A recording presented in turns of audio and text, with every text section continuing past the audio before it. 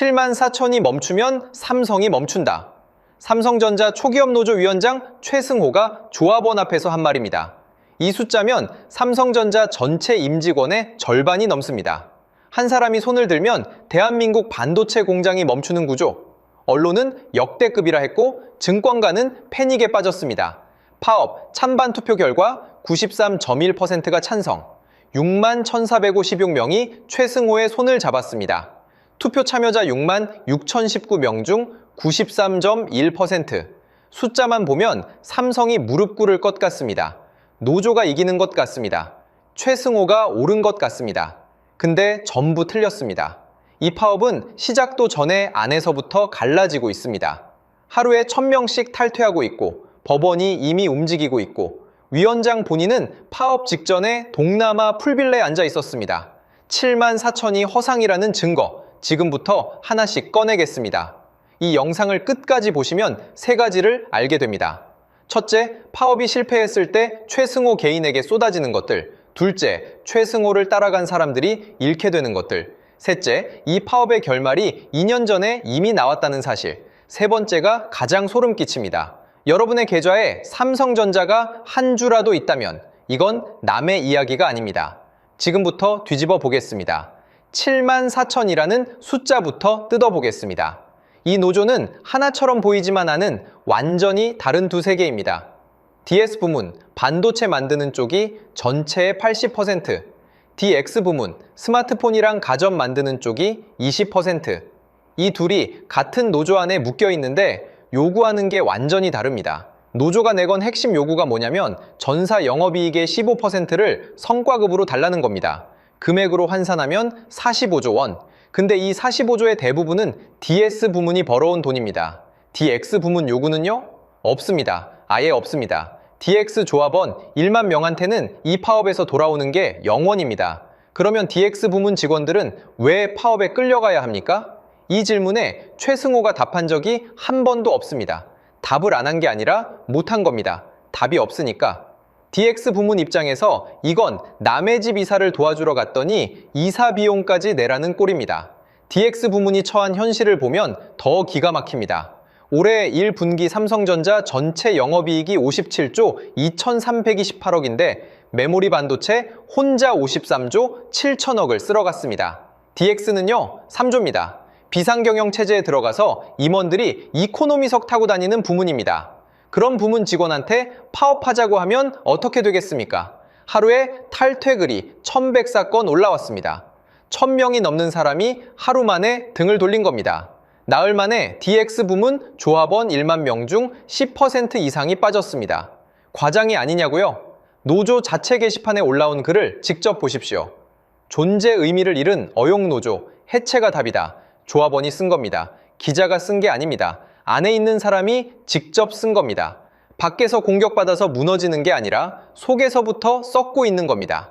여기서 결정타가 하나 더 날아옵니다. 최승호가 올해 체크오프를 밀어붙였습니다.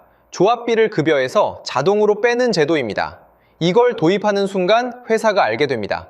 누가 조합원인지. 전체 조합원의 이름이 사측 손에 넘어간 겁니다. 이전에는 숨을 수 있었습니다. 노조에 가입해도 회사가 몰랐으니까. 근데 체크오프가 도입된 순간 급여 명세서에 조합비 공제 내역이 찍힙니다. 인사팀이 이걸 모를 수가 없습니다. 최승호가 조합원을 보호한 게 아니라 명단을 회사한테 넘긴 겁니다. 자, 여기서부터가 진짜입니다. 최승호가 지금까지 뭘 했고 그 행동 하나하나가 어디로 향하고 있는지 따라가 보겠습니다. 먼저 가처분 얘기입니다. 삼성전자가 법원에 파업금지 가처분을 신청했습니다.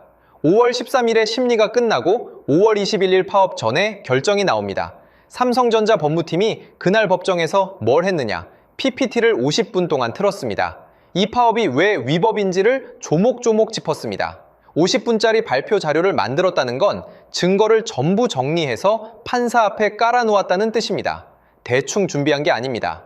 이게 인용되면 최승호한테 무슨 일이 벌어지느냐? 필수 인력을 빼거나 생산 라인을 점거하는 행위가 전부 금지됩니다. 근데 최승호가 그래도 한다고 밀어붙이면요, 벌금으로 끝나는 게 아닙니다. 형사 고발까지 갑니다. 군대로 치면 이렇습니다. 탈영하겠다고 소대장한테 보고서를 올린 겁니다. 소대장이 안 된다고 했는데 그래도 부대 정문을 걸어 나가겠다는 겁니다. 결과가 어떻게 되는지는 말 안 해도 아실 겁니다. 근데 최승호는 지금 그 정문 앞에 서 있습니다. 여러분이 최승호라면 어떻게 하시겠습니까? 앞으로 가면 형사 고발이 기다리고 있습니다. 뒤로 가면 조합원들한테 겁먹고 도망쳤다는 소리를 듣습니다. 가만히 있으면 하루에 1000명씩 빠져나갑니다. 세 방향 전부 막혀 있는 겁니다. 근데 최승호는 앞으로 가겠다고 했습니다. 근데 여기서 더 이상한 게 있습니다. 올해 초에 노란봉투법이 시행됐습니다. 정당한 파업이면 손해배상을 면책해주는 법입니다. 여기까지만 보면 최승호한테 유리합니다. 근데 이 법에 함정이 있습니다. 불법으로 판정되는 순간 면책이 사라집니다.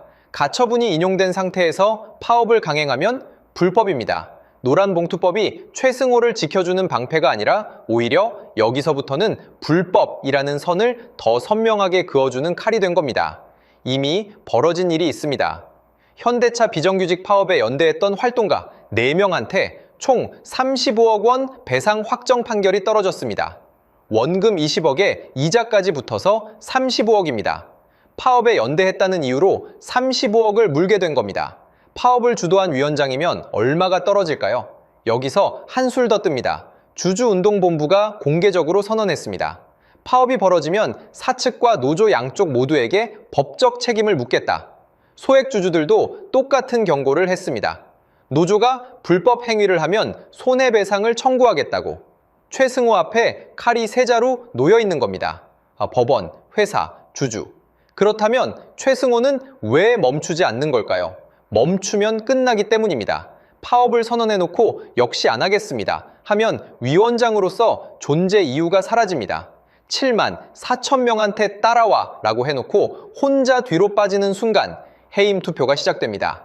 노조법에 따르면 재적조합원 과반수가 출석하고 출석 인원의 3분의 2가 찬성하면 위원장을 끌어내릴 수 있습니다. 절반인 3만 7천이 나오고 그중 2만 5천이 손을 들면 끝입니다. 지금 DX에서 하루에 1000명씩 빠지고 있다고 했습니다.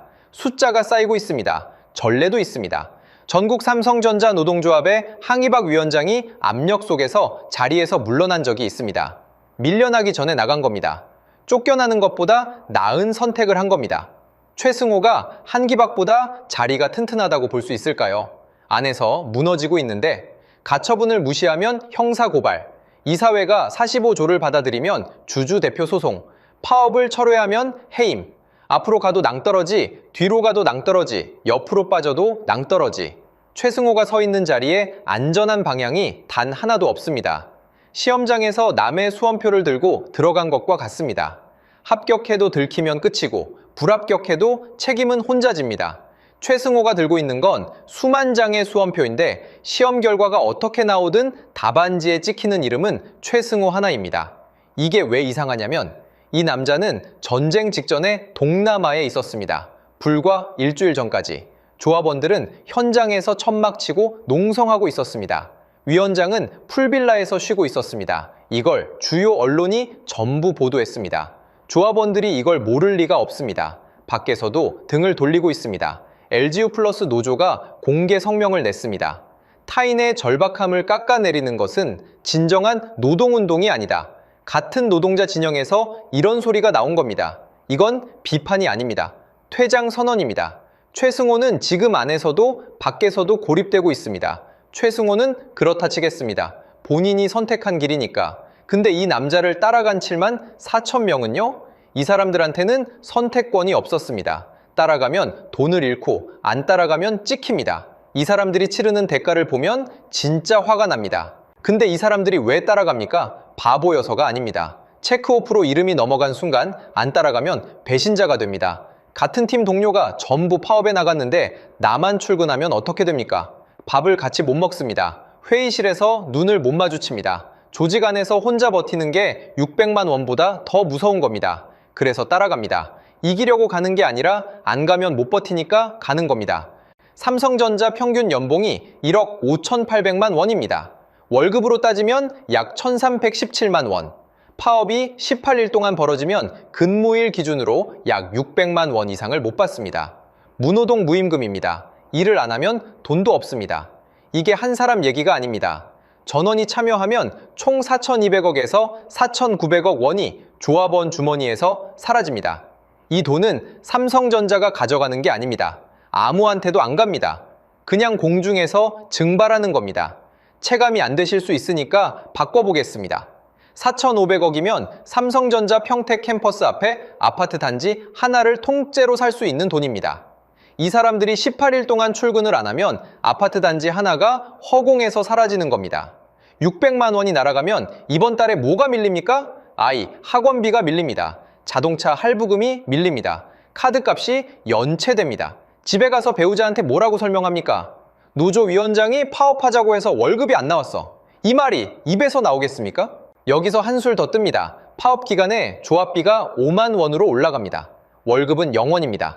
18일 동안 한 푼도 못 받습니다. 근데 조합비는 내야 합니다. 전쟁터에 강제로 끌려가면서 군복값까지 본인이 내는 겁니다. 이걸 노동운동이라 부를 수 있습니까? 최승호는 7만 4천 명한테 따라와 라고 했습니다. 근데 따라가면 월급이 사라지고 따라가지 않으면 노조에서 찍힙니다. 어느 쪽을 골라도 손해인 구조를 만들어 놓은 겁니다. 근데 이게 DX 부문 조합원한테는 이중 피해입니다. 이 파업의 핵심 요구가 뭡니까? 전사 영업이익의 15% 45조 원입니다. DX 부문 요구는 0원이라고 했습니다. 파업이 성공해도 DX 조합원한테 돌아오는 건 없습니다. 성과급 혜택은 없고 급여만 날리고 조합비만 냅니다. 남의 전쟁에 끌려가서 내 돈만 쓰는 겁니다. 병원으로 치면 이렇습니다. 수술비를 내고 수술대에 올라갔는데 의사가 옆 병실 환자를 먼저 수술하겠다고 합니다. 내 수술은 안 합니다. 근데 수술비는 안 돌려줍니다. DX 부문 조합원이 지금 이 수술대 위에 있습니다. 근데 이게 끝이 아닙니다. 이미 벌어진 일이 있습니다. 2년 전 첫 파업 때 사측이 뭘 했느냐? 파업에 참여한 직원을 업무 단톡방에서 강제 퇴장시켰습니다. 인사평가 불이익 의혹도 나왔습니다. 파업이 끝나고 복귀해도 그 기록은 인사 시스템에 남아 있었습니다. 체크오프로 전체 조합원의 이름이 사측에 넘어갔다고 했습니다. 이게 파업 기간에만 중요한 게 아닙니다. 파업이 끝난 뒤에도 인사평가 때, 승진심사 때, 구조조정 때 이 명단이 살아 있습니다. 한 번 넘어간 이름은 지워지지 않습니다. 여러분이 삼성전자 직원이라면 생각해 보십시오. 600만 원을 내고 이 전쟁에 끌려가시겠습니까? 이기면 난 내가 받는 건 없고 지면 600만 원의 인사기록까지 남습니다. 이 판에서 이기는 사람이 도대체 누구입니까? 최승호입니까? 그것도 아닙니다. 그러면 실제로 파업이 벌어지면 어떻게 됩니까? 최악부터 보겠습니다. 5월 21일 전 조합원이 출근을 멈춥니다. 반도체 생산 라인이 섭니다. 하루 손실이 1조 원입니다. 18일이면 최대 30조, 송원재 교수가 분석한 숫자입니다. 30조가 체감이 안 되실 겁니다. 삼성전자가 올해 1분기에 57조를 벌었습니다. 30조면 그 절반이 넘는 돈입니다. 전 직원이 석 달 동안 밤새워 벌어놓은 돈의 절반을 18일 만에 허공에 태우는 겁니다. 쟤를 날리는데 18일이면 충분합니다. 근데 사측이 이걸 가만히 보고 있었을까요? 삼성전자 내부에서 이런 평가가 나왔습니다. 총파업이 실제로 벌어지면 일주일도 못 버틴다. 그래서 미리 손을 썼습니다. 2장의 카드를 깔아놨습니다. 하나만 터져도 최승호는 끝납니다. 첫 번째 카드, 협정 근로자입니다. 사측이 주장하는 기준으로 전체 DS 부문 인력의 8.9%, 약 7,000명을 파업과 상관없이 정상 근무시킵니다. 노조는 이 숫자에 반발하고 있지만 법원이 판단할 몫입니다. 이 7,000명이 있으면 18일 전면 중단은 물리적으로 성립하기 어렵습니다. 최승호가 이걸 몰랐을까요? 알고 있었습니다. 협정 근로자 7,000명이 정상 근무하면 공장은 멈추지 않는다는 걸 알고 있었습니다. 가처분이 인용되면 파업 자체가 불법이 된다는 것도 알고 있었습니다. 알면서도 파업한다고 외친 겁니다. 왜? 철회하면 본인이 끝나니까. 두 번째 카드, 5월 13일 가처분 결정입니다. 법원이 파업을 금지하면 파업 자체가 불법이 됩니다. 불법 상태에서 강행하면 손해배상의 형사고발까지.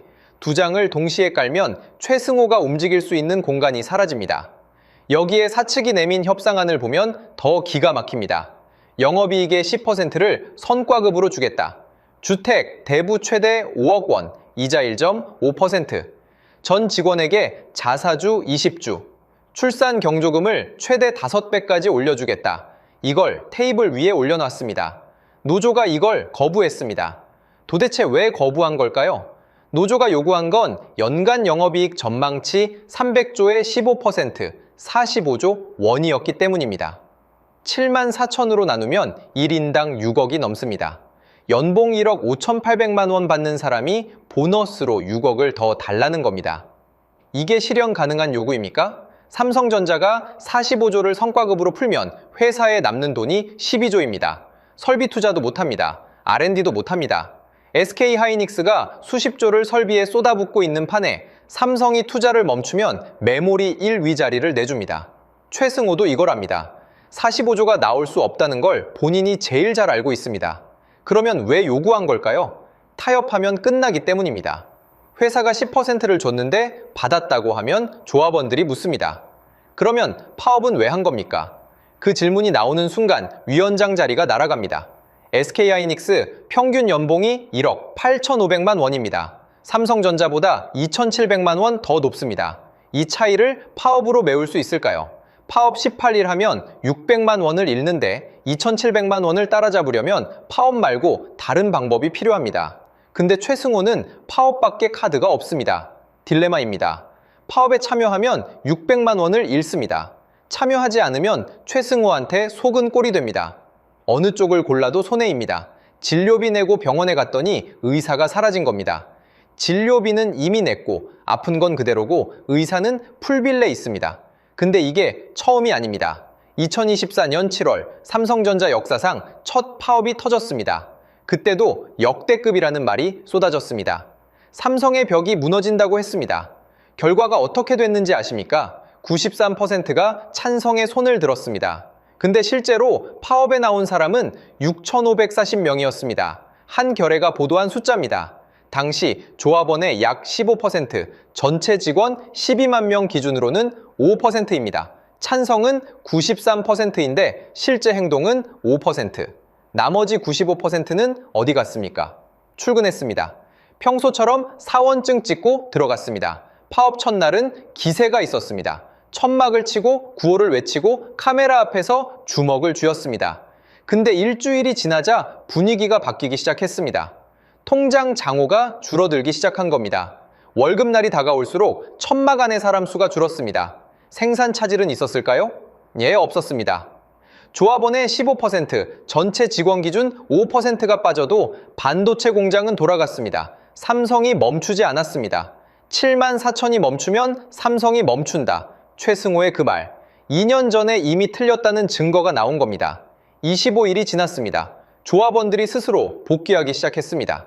이유는 단 하나, 월급이 안 나왔습니다. 파업의 신념이 월급 앞에서 불과 25일 만에 무너진 겁니다. 대의도 중요하고 동료애도 중요합니다. 근데 이번 달 카드값은 더 중요했습니다.